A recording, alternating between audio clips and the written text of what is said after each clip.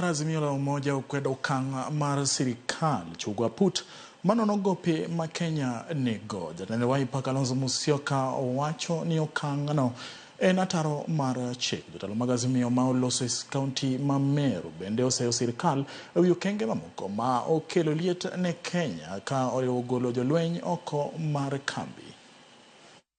Task force to look at the debt situation in the country is unconstitutional. And we know that those who have been asked to serve in that task force will have taken note. The office of the Auditor General is the constitutional office mandated to be able to deal with this matter.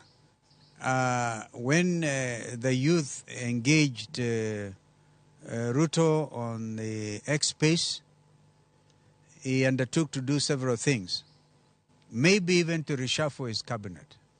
Kenyans are saying, whether you reshuffle your cabinet or not, the problem is not the new or the old cabinet of William Ruto.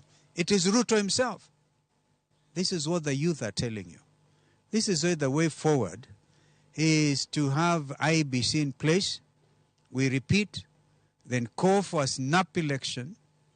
And what happened in the UK the other day will surely happen in Kenya. Complete wiping out of a corrupt regime.